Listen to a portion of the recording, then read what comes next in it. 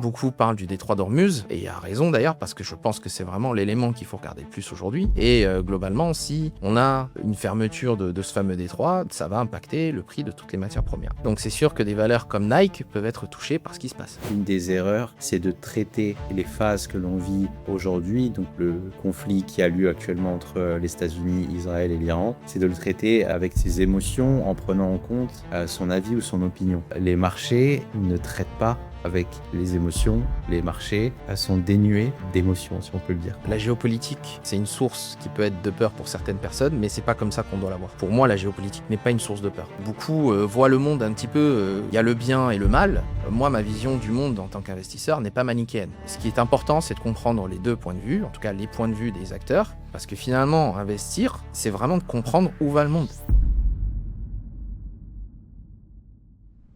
Petite pause avant de continuer. Si tu t'intéresses à la finance, à la macro et à l'investissement, tu l'as sûrement déjà vécu. Un énorme amas d'informations, des avis contradictoires partout, et au final, plus de bruit que de clarté. Fineco est net ce constat. Notre vision est simple. Remettre de la structure et du sens dans la compréhension des marchés. Concrètement, on vulgarise la finance de marché, l'économie et l'investissement avec une méthode claire. Trier l'information utile, l'expliquer simplement et fournir des grilles de lecture pour raisonner comme un investisseur. On propose des contenus gratuits pour suivre l'actualité et les grandes tendances sur Twitter et LinkedIn, mais aussi des offres payantes avec des thèses d'investissement accessibles via notre Substack et Club Fineco pour celles et ceux qui veulent aller plus loin dans leur réflexion. Si tu veux découvrir notre approche, tout est disponible sur notre site internet fineco.fr.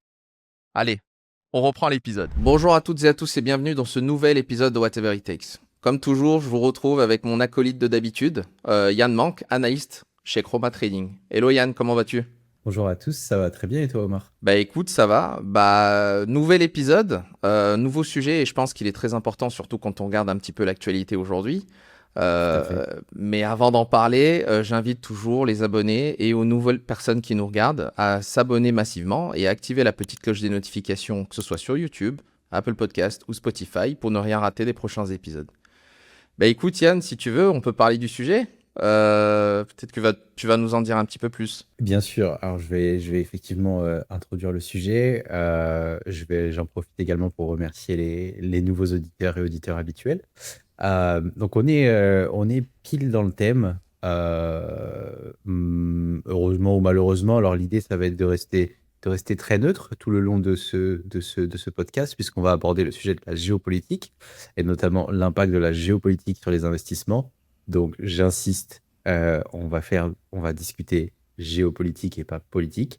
On entend de plus en plus parler donc de la géopolitique, encore une fois pour la nommer, sur les marchés financiers. Donc on a notamment dans les récents podcasts, on a parlé de tensions, on a parlé de création de blocs.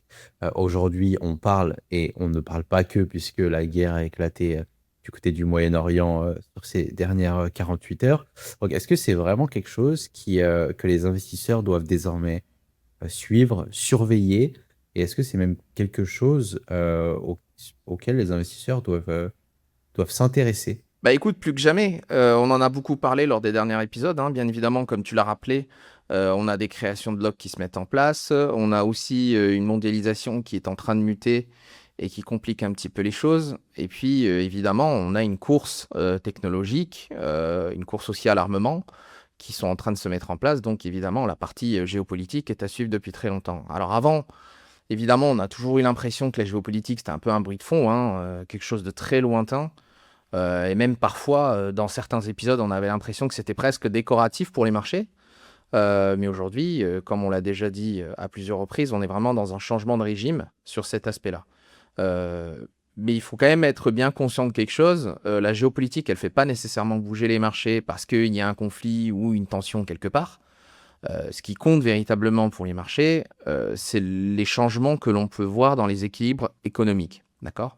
Alors, on va en parler par la suite, hein. Bien évidemment, il y a plusieurs impacts derrière. Il y a les flux sur l'énergie, il y a les chaînes d'approvisionnement qui peuvent être impactées, il y a les relations commerciales aussi, comme on a pu le voir d'ailleurs l'année dernière. Et puis, il y a aussi les politiques budgétaires, parfois. Il y a des exemples qu'on va aborder et qui sont vraiment très parlants par rapport à cela, mais il faut quand même bien en tenir compte. Donc, à partir du moment où ces équilibres vont changer, les marchés vont complètement s'ajuster. Et ils vont le faire de manière brutale, parfois, mais aussi de manière très discrète. Donc aujourd'hui, dans ce nouveau contexte qui s'offre à nous, suivre la géopolitique est désormais vraiment indispensable pour moi. Il n'est plus optionnel. C'est devenu vraiment une composante essentielle de la lecture macroéconomique. Et d'ailleurs, petit clin d'œil, mais c'est très très fort, c'était Stanley Druckenmiller qui a fait une interview chez Morgan Stanley cette semaine. Et il en parlait justement. Et quand il a un petit peu exposé ses thèses d'investissement rapidement durant cette fameuse interview, il expliquait justement que la géopolitique avait un impact important dans ses investissements. D'ailleurs, je vais mettre le lien de l'interview si vous le souhaitez. Hein, c'est 25 minutes, c'est rapide, mais je trouve que la manière dont Druckenmiller aborde cette thématique de la géopolitique est extrêmement forte et vous montre à quel point la flexibilité en investissement est désormais très importante. Parfait, magnifique introduction. Donc, ça nous amène à la question. Donc, tu parlais d'aujourd'hui, justement, et c'est ça qui va nous intéresser. Donc, c'est un aujourd'hui au sens large. On ne parle pas de la date du jour, effectivement. Mais pourquoi on a l'impression, et petite parenthèse, mais quand on dit aujourd'hui, on fait certainement aussi allusion à depuis novembre 2024. Vous aurez compris ce que je veux dire. Donc, pourquoi est-ce que la géopolitique est beaucoup plus importante aujourd'hui qu'avant? Ou en tout cas, pourquoi est-ce qu'on en parle davantage? Il y a forcément un phénomène d'éducation. L'information se propage aussi beaucoup plus vite. Les gens sont beaucoup plus au courant, beaucoup plus intéressés. Je parlais d'éducation. Je parle évidemment d'éducation sur les marchés financiers. C'est-à-dire que quand on a mangé une veste une première fois, qu'on était positionné en long et qu'on ne comprend pas pourquoi du jour au lendemain les marchés perdent 20%, on s'intéresse un petit peu, on comprend et on fait attention la prochaine fois. Donc est-ce que c'est quelque chose de beaucoup plus important aujourd'hui ou ça a toujours été le cas, Omar? En fait, il faut regarder un petit peu en arrière. On sort un petit peu d'une parenthèse vraiment que je trouve unique, moi, dans l'histoire économique. Pendant quasiment 2 décennies, hein, donc on va parler un petit peu de 2022-2023 jusqu'à de 2002 jusqu'à 2022. Hein. On est sorti un petit peu de 2 décennies où le monde était un petit peu plus stable sur le plan géopolitique. D'accord ? On avait une mondialisation qui devenait très fluide, on avait une vraie baisse des coûts de production et on avait une énergie qui restait globalement accessible. Je ne parle pas nécessairement du pétrole, même si finalement, quand on regarde durant cette fameuse période-là, le baril est resté entre 60 et 80 grand maximum sur la grande partie. Mais il y a aussi les autres énergies. On parle du gaz naturel notamment, même si on a eu des pics, globalement, on était sur des prix qui restaient relativement stables et accessibles. Et puis aussi, on a eu un truc très important, c'est une intégration croissante des économies. D'accord ? Donc vraiment, la mondialisation était, le terme le plus approprié pour cette mondialisation-là, c'était qu'elle était efficiente. D'accord ? Donc tout ça, tout ce contexte-là, et on en avait déjà parlé lors de l'épisode avec la bulle des banques centrales, on disait évidemment que tout ce contexte-là a été un énorme moteur pour les marchés financiers. Tout montait ensemble, ça contenait l'inflation, ça soutenait la croissance, et tout était parfait. Et en plus de ça, vous aviez aussi les injections de liquidités et les baisses de taux qui jouaient derrière, en dehors évidemment de l'épisode de 2008. Donc aujourd'hui, maintenant, quand on regarde un petit peu ce qui se passe, ce modèle-là qu'on a connu pendant 20 ans, il est en train de se fissurer. Ça a commencé, on va dire que le vrai événement qui va marquer les gens, ça a été évidemment le conflit russo-ukrainien en 2022. Et aujourd'hui, du coup, comme on l'a dit, on voit apparaître de plus en plus de blocs, on voit des rivalités stratégiques, en tout cas entre la Chine et les États-Unis. On a des tensions commerciales qui ont été justement encore plus exacerbées avec l'arrivée de Trump l'année dernière. Et on a aussi, et c'est très important de le dire, on a des enjeux de souveraineté sur des ressources clés comme l'énergie, les semi-conducteurs, les terres rares. Il y a aussi plusieurs autres matières premières, et notamment, en tout cas, l'uranium, où on voit finalement que les États-Unis sont en train de s'activer d'ailleurs pour potentiellement avoir une réserve stratégique. Donc, ce changement-là, il est très important, il est fondamental parce qu'il va apporter beaucoup plus de friction dans un système qui était devenu vraiment optimisé et qui, entre guillemets, avantageait les États d'un point de vue global. Et dès que vous remettez un petit peu de friction justement dans ce problème-là, dans ce système-là, eh bien, vous changez complètement les équilibres économiques. Donc, vous changez les marchés et ils vont devoir s'adapter à ce nouveau monde-là. Alors, puisque tu parles de marché, tu me fais une transition toute faite. Donc, quand il y a une guerre ou une crise, comme on le vit actuellement, donc, ça n'aura échappé à personne. Les États-Unis ont officiellement frappé l'Iran dans la nuit de vendredi à samedi, si je ne dis pas de bêtises. Donc, c'est un conflit qui dure encore aujourd'hui, hein.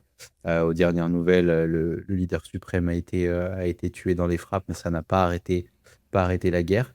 Donc, quand il y a une crise, une guerre, on a vu quand il y avait des tensions, ça pouvait marcher également. Euh, les marchés baissent. Est-ce que c'est automatique et est-ce que c'est logique? Alors oui, c'est logique, mais en fait, il faut quand même un petit peu nuancer parce que c'est assez incomplet.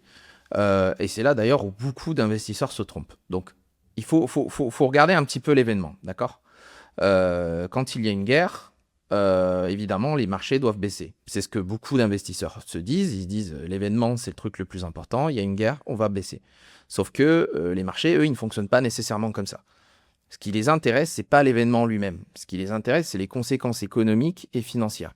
Donc, on peut avoir évidemment, et c'est la grande majorité des cas, une crise géopolitique où les marchés peuvent baisser, ça va créer de l'incertitude, ça va faire monter les taux, ça va peser sur la croissance, ça va être vraiment beaucoup plus compliqué en termes de lecture pour un investisseur institutionnel. Mais de l'autre côté, et on n'en parle pas beaucoup, mais c'est réel, vous avez aussi des crises géopolitiques qui peuvent les faire monter parce que ça va potentiellement entraîner une injection de liquidité, des politiques budgétaires expansionnistes et aussi un soutien monétaire. L'exemple le plus parlant et que beaucoup oublient, et je trouve que c'est un excellent exemple, c'est ce qui s'est passé le 11 septembre 2001. D'accord. Le 11 septembre 2001, vous êtes bien au courant, c'est l'un des épisodes les plus terribles de l'histoire moderne. Ce qui s'est passé, c'est que, je m'en rappelle encore, hein, parce que c'était un mardi, j'étais enfant, mais la journée m'a évidemment frappé. Et avec la lecture derrière de l'histoire financière, bah ça revient un petit peu. Mais globalement, les marchés, ils étaient fermés de mémoire du 11 au 17 septembre. Quand ils ont réouvert, les marchés ont chuté. Mais, pendant la fermeture justement du marché, la Fed est intervenue. Ils ont dit on va être le prêteur de dernier ressort. On va injecter plusieurs centaines de milliards de dollars sur le marché. On va être là au petit soin entre guillemets pour éviter qu'il y ait une cascade de ventes terrible sur les marchés financiers. Donc ce qui s'est passé, et encore une fois, c'est de mémoire, mais je suis très certain de moi, c'est-à-dire que la semaine du 17, le marché a chuté, d'accord, de 10%. Mais derrière, les marchés ont complètement explosé à la hausse. Ils ont fait 25% en plusieurs semaines. Et on se dit que l'intervention de la Fed a été très, très, très propice. On a eu aussi des baisses de taux rapides de la part de l'ancien président de la Fed, c'était Alan Greenspan à l'époque. Donc, il peut y avoir des crises géopolitiques, mais cela aussi, malheureusement, en tout cas ou heureusement, peuvent avoir un impact positif parfois sur les marchés. Donc ça a été le cas de la crise de l'attentat de 2001 en septembre. Alors bien évidemment, beaucoup vont parler de ce qui s'est passé par la suite, mais ça c'est normal parce que quand cet événement-là a été, entre guillemets, pas oublié par le marché, mais qu'il a été mis de côté, et bien évidemment, on était en plein éclatement de la bulle Internet, donc les marchés ont par la suite baissé un peu plus et ont trouvé leur bottom de mémoire, je crois, en 2022, fin 2002, pardon. Donc, le réflexe qu'il faut avoir, et c'est la leçon qu'il faut retenir un petit peu de cet événement-là en septembre 2001, c'est-à-dire que le vrai réflexe, c'est pas de savoir s'il se passe quelque chose de grave. C'est la vraie question que vous devez toujours vous poser, c'est qu'est-ce que ça change concrètement dans l'économie? Qu'est-ce que ça va apporter? Quelles sont les conséquences? Et toujours mesurer un petit peu chaque effet et chaque conséquence, tout simplement. Alors, en parlant de conséquences, justement, comment est-ce que, sans parler forcément des cas extrêmes, donc de guerre, d'attaque ou autre, mais simplement comment la géopolitique aujourd'hui impacte les marchés? On peut peut-être faire le lien avec l'histoire un petit peu, si tu as évidemment encore d'autres anecdotes, mais en tout cas, aujourd'hui, comment la géopolitique impacte les marchés? Donc, à titre personnel, je sens lorsqu'on a des phases un peu comme celle-ci, là, par exemple, ces derniers jours, ces dernières semaines, je pense qu'on l'a tous senti. Bon, il y avait évidemment les tensions naissantes et de plus en plus exacerbées entre les États-Unis et l'Iran, avec des menaces de part et d'autre. Mais j'ai l'impression qu'on est presque en permanence dans un contexte où les investisseurs marchent sur de la glace très fine. Est-ce que c'est le cas et comment, du coup, comment ça impacte le marché, le comportement des investisseurs aujourd'hui? Alors en fait, on a plusieurs canaux de transmission, si tu veux. Il y en a 4. D'accord? Le premier, évidemment, c'est le plus connu, c'est celui qu'on est en train de vivre aujourd'hui, c'est celui de l'énergie. D'accord? C'est parce que c'est le premier canal qui est, on va dire, ça, c'est le canal le plus direct de tout ça. Donc la géopolitique, vous le savez, va influencer très fortement les prix du pétrole, les prix du gaz, les prix de l'électricité. Et comme toute personne sensée, vous devez savoir que l'énergie, c'est le coût de base de l'économie. D'accord? Donc quand les prix de l'énergie vont monter, évidemment, ça peut potentiellement créer de l'inflation, ça va peser sur les marges des entreprises, ça peut réduire le pouvoir d'achat des ménages, qui sont déjà, entre guillemets, dans une position quelque peu délicate.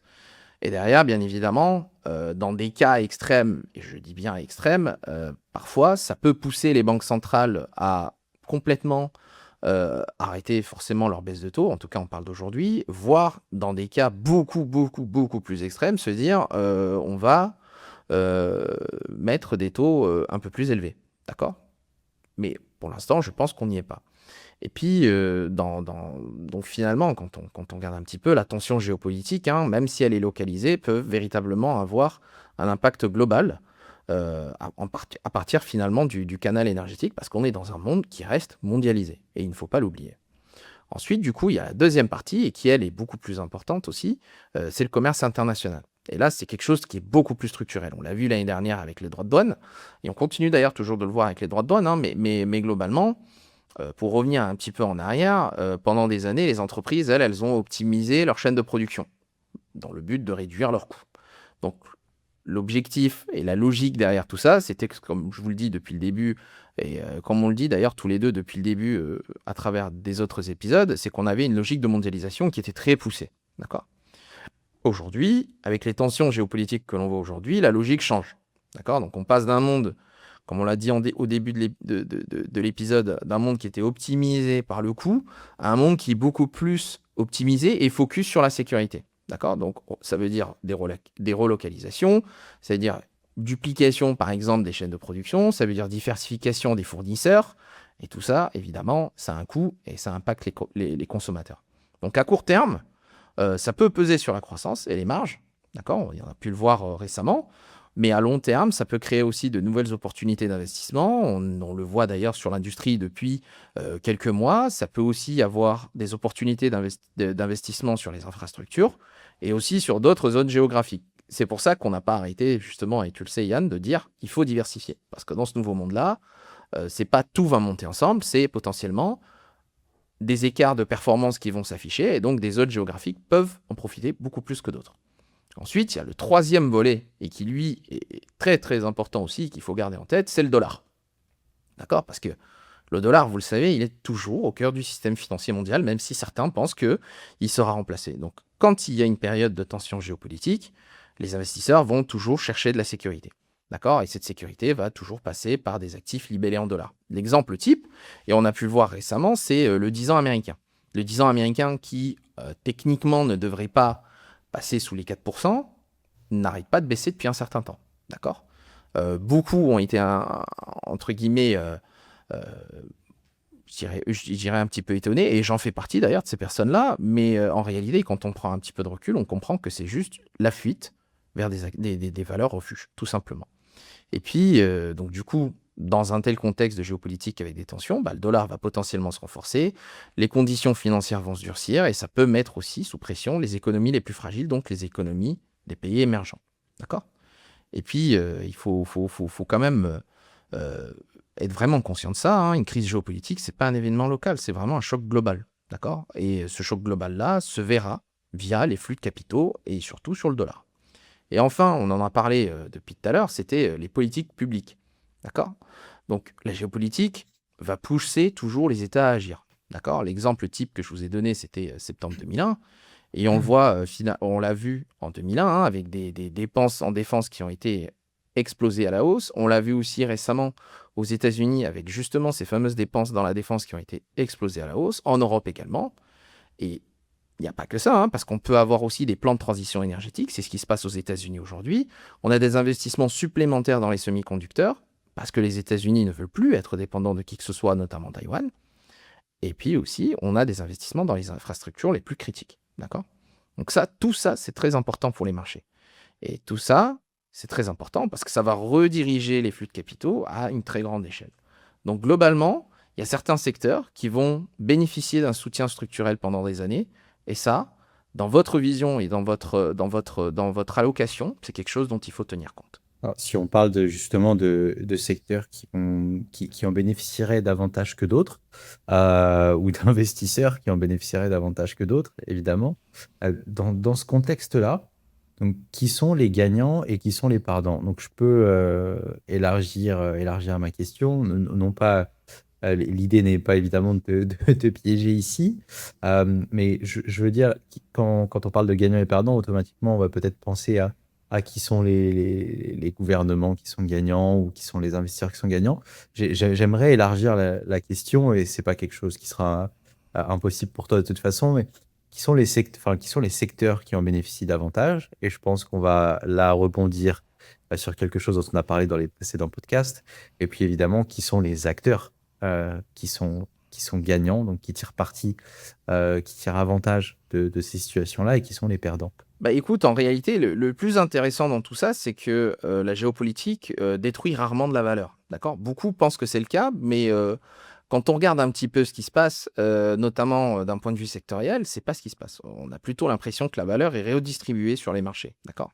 Donc dans un monde qui est plus fragmenté et dans un monde qui peut être heurté par un choc géopolitique important, il y a certains secteurs évidemment qui deviennent stratégiques et qui le sont déjà de nature et qui vont être les grands gagnants de tout ça. C'est un petit peu l'énergie, la défense, les matières premières et les infrastructures. L'énergie parce que évidemment, il y a, si je prends les pétrolières, évidemment avec un baril beaucoup plus élevé, elles gagnent plus d'argent, c'est normal. Et donc, du coup, elles sont très prisées par les marchés. La défense, et c'est l'exemple que l'on voit un petit peu aujourd'hui, c'est que dans un contexte où géopolitiquement ça ne va pas, on investit beaucoup plus dans la défense, on investit dans les drones, on investit dans la technologie vraiment liée à la défense. Et donc, beaucoup d'actions du secteur vont en profiter. Il y a aussi les matières premières, parce que ce qu'on disait par rapport au commerce international, ce qui se passe dans ce type de contexte-là va impacter le prix des matières premières. L'exemple typique, c'est un petit peu ce qu'on voit aujourd'hui en Iran. Hein. Beaucoup parlent du détroit d'Ormuz, et à raison d'ailleurs, parce que je pense que c'est vraiment l'élément qu'il faut regarder le plus aujourd'hui par rapport au conflit que l'on a aujourd'hui. Et globalement, si on a une fermeture de ce fameux détroit, donc ça va impacter le prix de toutes les matières premières qui sont échangées, bien évidemment, à travers cet espace-là. Et puis, du coup, on a aussi des modèles qui reposaient sur une mondialisation qui était sans friction et qui, elles, peuvent être beaucoup plus fragilisées. Et je pense notamment à la consommation discrétionnaire. Donc, vous le savez, hein, l'échange de biens, mais aussi les chaînes de production vont être complètement touchées. Donc, c'est sûr que des valeurs comme Nike peuvent être touchées par ce qui se passe. D'accord? Sachant que leur production n'est pas qu'aux États-Unis, elle est aussi à l'étranger. D'accord?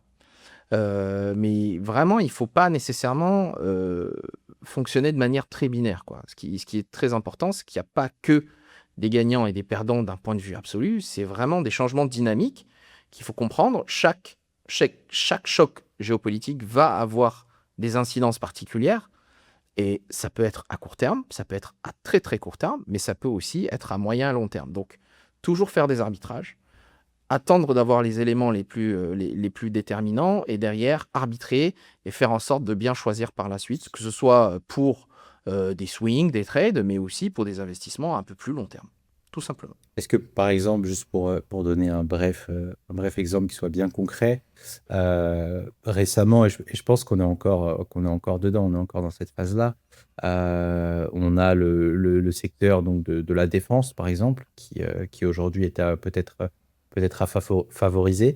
On l'a vu avec forcément du côté des États-Unis, du côté de l'Europe, plus récemment avec les élections qu'il y a eu au Japon, du côté de l'archipel nippon, avec les actions du secteur de la défense et de l'industrie qui ont explosé à la hausse. C'est de ce genre de choses dont tu parles concrètement? Ah C'est oui, clairement. la redistribution des dynamiques? Exactement. C'est exactement ça. Ok, parfait.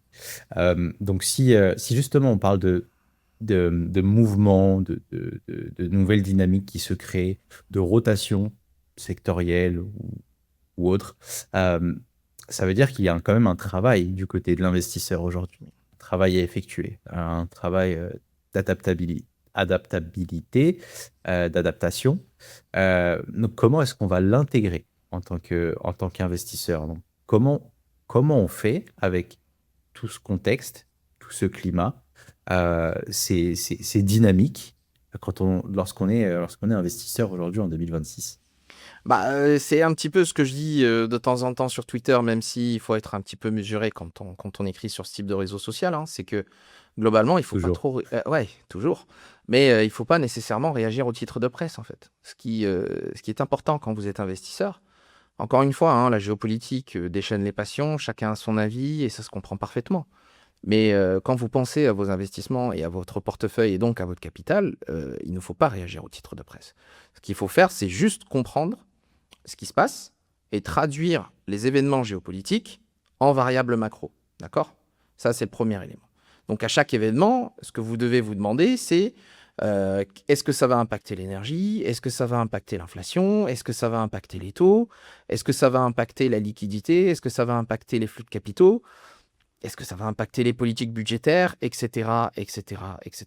Donc, quand vous faites ce travail-là, vous prenez bien évidemment les éléments qui vous semblent être en tout cas les plus sûrs et les plus sourcés, parce qu'on sait très bien que dans ce type de choc géopolitique, et c'est notamment d'ailleurs le cas aujourd'hui, parce que beaucoup d'informations n'arrêtent pas d'affluer. Donc, quand vous faites ce travail-là, si la réponse est qu'en réalité, il y a peu d'impact, donc l'impact, évidemment, sera très limité sur vos investissements et sur les marchés. C'est l'exemple qu'on a pu avoir l'année dernière, parce que, entre guillemets, le conflit entre les États-Unis, Israël et l'Iran ne date pas que d'aujourd'hui, hein. Il y a eu des épisodes de l'année dernière, et bien Même en évidemment, 2024, d'ailleurs, où il y a eu des frappes. exactement. Exactement. Donc, et l'impact a toujours été très limité, parce que l'épisode en lui-même a été très limité.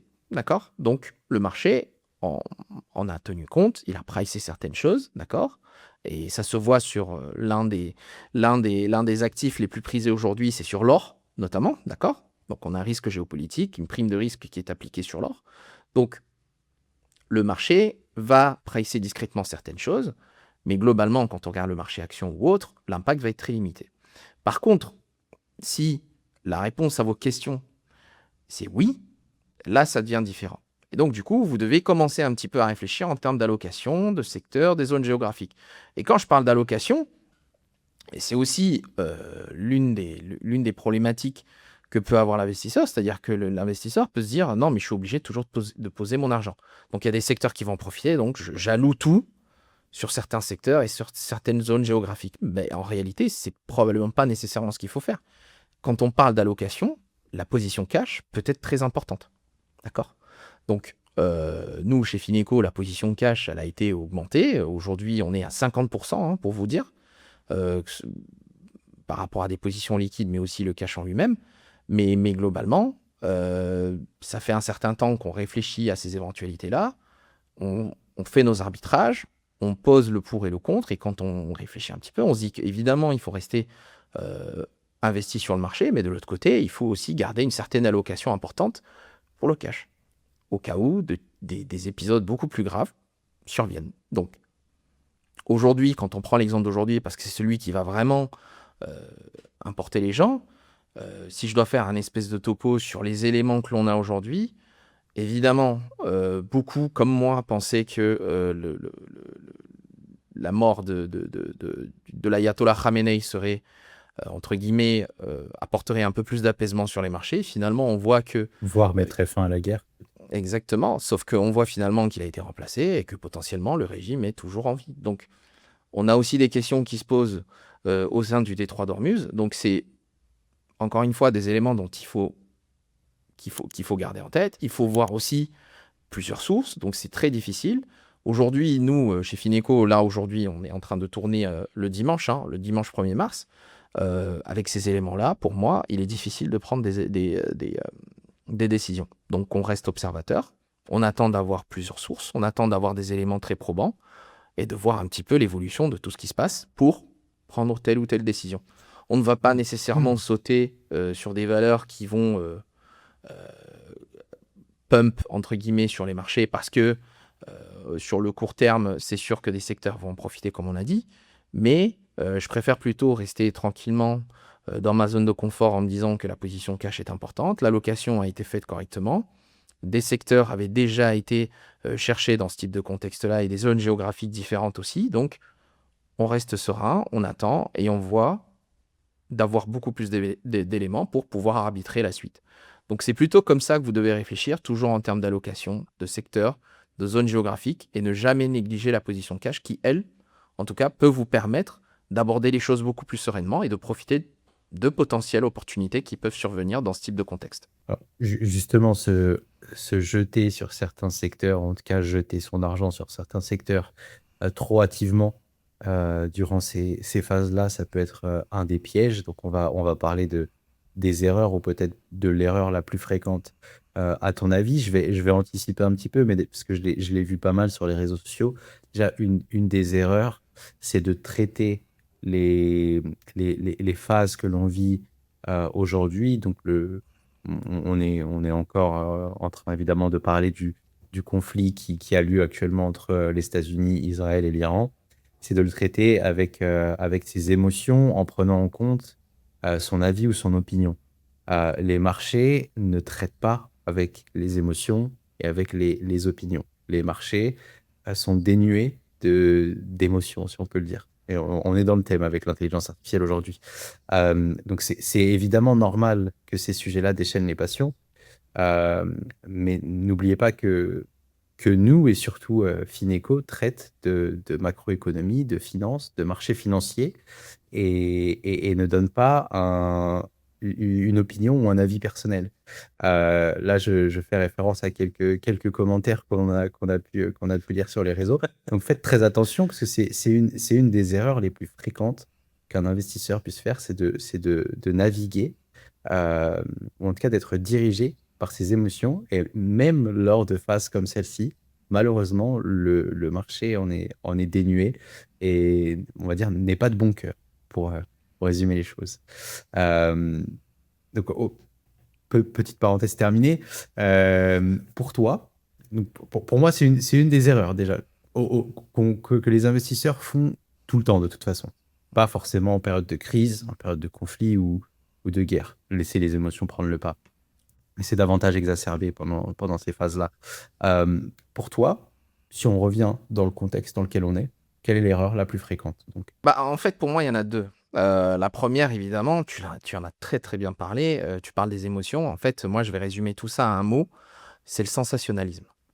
D'accord? Donc, on Tu regarde parlais des titres dans les médias. Exactement. On regarde les titres dans les médias, on regarde Twitter, on voit des tweets qui sont très engagés, on voit des mots forts qui sortent.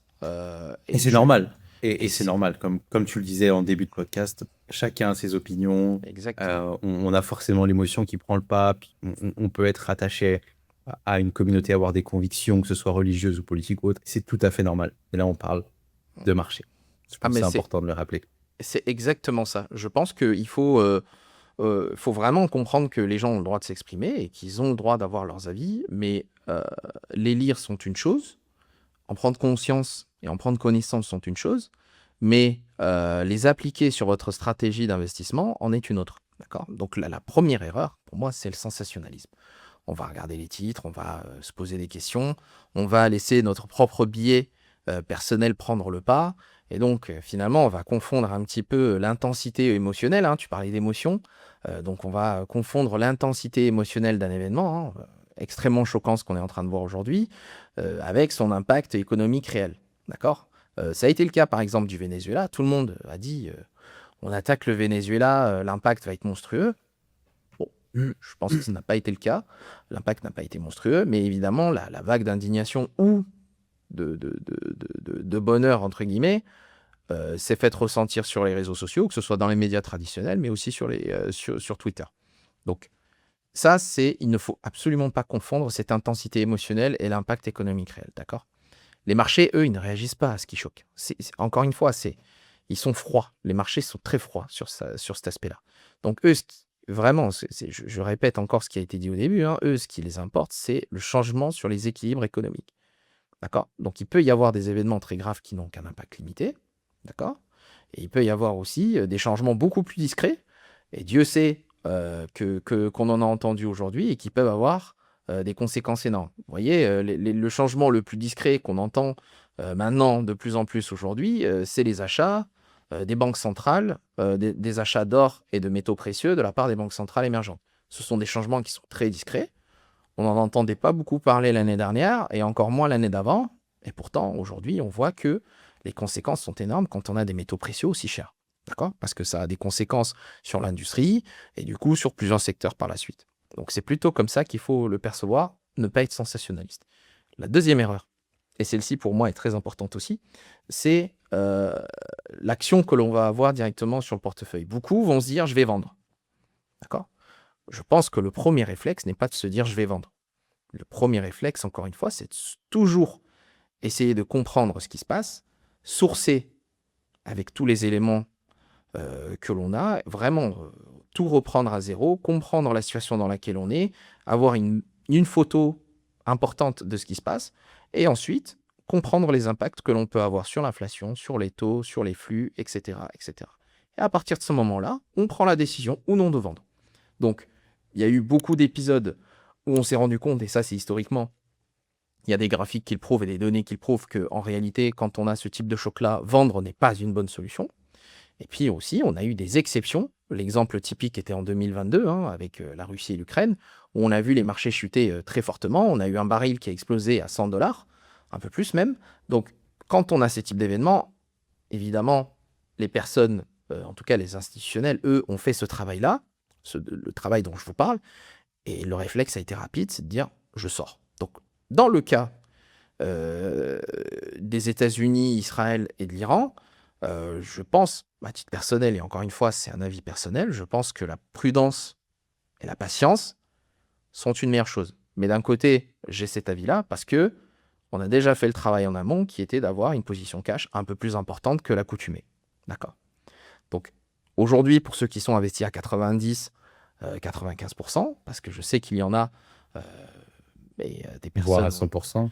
Voire à 100%, et on sait qu'il y en a beaucoup, et même des comptes analystes de la finance et qui n'hésitent pas à dire qu'ils sont investis à 90-95%, eh bien, ces personnes-là, dans ce type de contexte-là, le travail à faire, c'est celui que je vous indique. Je pense que c'est le plus important avant d'appuyer sur le bouton vendre ou sur le bouton acheter, évidemment, sur les secteurs qui seront le plus avantagés par le contexte actuel. Tout à fait.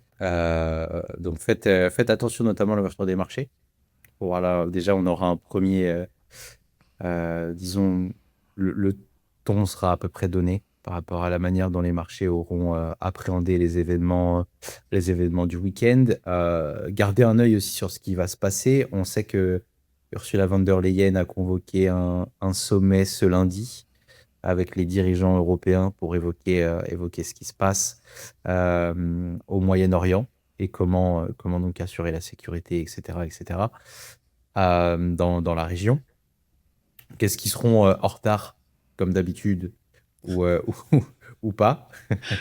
Petit tacle gratuit au passage. Donc faites attention un peu à tout ce qui va se passer.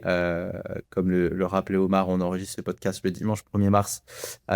Donc c'est peut-être pas intéressant de commencer à se stresser, à paniquer et à aller vendre ou acheter certaines valeurs. J'ai vu pas mal de personnes déjà le dire sur les réseaux. À l'ouverture, c'est all-in sur l'or. Faites attention quand même. Hein. Faites un petit peu attention.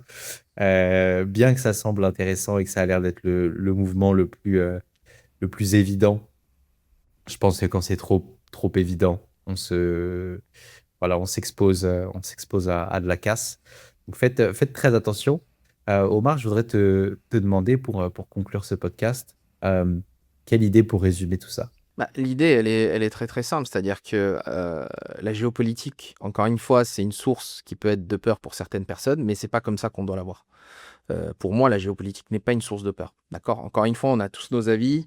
Moi, je suis quelqu'un qui a des convictions fortes, j'ai mes propres opinions, j'ai mes propres convictions, mais la géopolitique, en investissement. Voilà, en tant que cofondateur de Fineco et intervenant sur BFM Business, pour moi, la géopolitique n'est pas une source de peur. D'accord? C'est une grille de lecture. C'est comme ça que je le perçois. Donc, c'est pas quelque chose que je subis. D'accord? C'est vraiment, je ne veux pas le subir. Encore une fois, on a tous des biais et des opinions, mais moi, c'est quelque chose que je ne veux absolument pas subir. Moi, c'est plutôt quelque chose que j'essaie de comprendre. D'accord?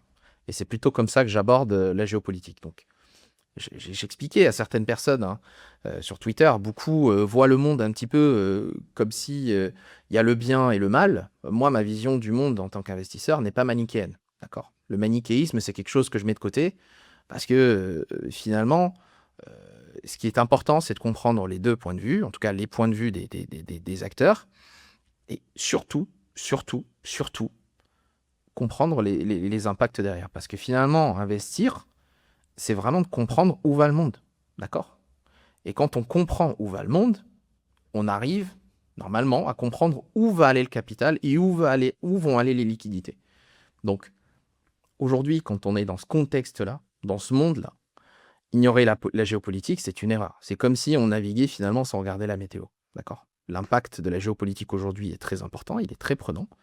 Et encore une fois, et je le redis, j'insiste beaucoup, Yann a insisté, je continue à insister dessus, mais le plus important, c'est de ne pas céder à la partie émotionnelle. On a chacun nos avis, mais le plus important, et c'est comme ça que je le vois, c'est que votre capital, c'est votre outil de travail, d'accord, en tant qu'investisseur. Donc, ne prenez pas de décision d'investissement en étant sous le coup d'une colère ou d'un bonheur, d'accord? Prenez toujours les faits. L'euphorie, le FOMO, etc. Tout ça, Et- on laisse de côté Exactement. autant que faire se peut. Exactement. Toujours prendre des décisions de manière froide. Je sais très bien que la question de l'éthique est une question importante. On me l'a déjà posée à plusieurs reprises. J'ai mon avis aussi Pour là-dessus. certains, Pour d'ailleurs. certains, Il exactement. y a certains investisseurs d'expérience sont dénués d'éthique. Exactement. Tout Et comme ça, peut l'être le marché, d'ailleurs. exactement. Exactement. Et c'est, entre guillemets, ce sont les règles du jeu. Mais et c'est vraiment c'est limite un conseil que je vais donner, c'est que si vous n'arrivez pas nécessairement à faire abstraction de vos émotions pour investir, je pense, en tout cas à titre personnel, que mettre tout votre capital ou une grande partie de votre patrimoine dans les marchés boursiers est une erreur. D'accord? Parce que la psychologie a une part extrêmement forte sur les marchés. L'émotion qui ressort de tel événement géopolitique a un impact sur les marchés, mais aussi un impact sur vous, d'accord? Et sur vos prises de décision. Donc aujourd'hui, je sais que c'est dur de le dire pour certaines personnes, mais faites abstraction de tout ça, faites abstraction de vos convictions, prenez vraiment la géopolitique comme une grille de lecture et essayez de voir les impacts, comment ils peuvent être. Et surtout, et je terminerai sur ça, sourcez. Des infos arrivent, mais les sources sont les plus importantes. C'est pas parce que vous regardez euh, une seule source que celle-ci est viable. Essayez de multiplier les sources. C'est un travail vraiment important. Multiplier les sources, multiplier les lectures, mais de tous bords. J'insiste sur ça, de tous bords. Et essayer de recouper tout ça, de comprendre un petit peu vraiment, d'avoir vraiment une photo globale sur tout ce qui se passe. Et à partir de ce moment-là, vous pourrez prendre des décisions d'investissement, que ce soit des achats, des ventes ou de l'observation. Parfaite conclusion. J'ajouterais, faites preuve aussi de nuance, donc que ce soit toujours dans l'investissement, mais dans aussi la façon d'appréhender les événements, donc les événements actuels, mais aussi les événements à venir, parce que malheureusement, ce ne sera pas le dernier conflit. Je pense qu'on en aura d'autres. En tout cas, sur 2026, j'en suis plutôt convaincu. Merci pour cette formidable conclusion, Omar. C'est sur cette note qu'on va laisser nos auditeurs, qu'on remercie encore une fois. Donc, je vais juste te laisser le petit mot de la fin pour les saluer et les remercier également. Bah écoute, merci à tous les auditeurs qui nous écoutent depuis un certain temps aujourd'hui. Pour l'instant, en tout cas, c'est un vrai succès pour nous, ce podcast. Je suis très heureux de le faire avec Yann. Il y a d'autres invités très prestigieux qui arrivent, notamment pour le prochain épisode. Je vous réserve une belle surprise. Je pense que beaucoup aurait aimé avoir une personne de ce type-là, de ce calibre-là pour un tel épisode. Donc, pour ça, je suis encore heureux, en tout cas, de faire cet exercice-là avec Yann pour vous. Et puis, petit dernier mot aussi par rapport à l'épisode d'aujourd'hui. C'est vrai que c'est un épisode que je n'espérais pas nécessairement tourner. Je sais que la géopolitique, encore une fois, déchaîne les passions, mais il est vrai que l'impact de la géopolitique est très important et que dans notre méthode, la méthode top-down, hein, évidemment, euh, elle est très essentielle. Donc, on a tourné un petit peu ce numéro vraiment rapidement, hein, tu le sais, Yann, hein, Ouais. on a abordé ce sujet-là assez rapidement parce que, évidemment, Actualité les événements, oblige. les actualités obligent, évidemment. Mais voilà, prenez vraiment du temps pour vous, pour réfléchir, comprendre un petit peu ce qui se passe. C'est un travail extrêmement important à faire. Et j'ose espérer en tout cas que cet épisode-là vous suivra par la suite. Et en espérant justement qu'il y ait un petit peu moins de mauvais événements géopolitiques. Mais si le monde continue toujours dans cette voie-là, je pense que cet épisode pourrait vous servir pour la suite. Donc voilà. Merci à tous. À bientôt. Au revoir, bonne soirée.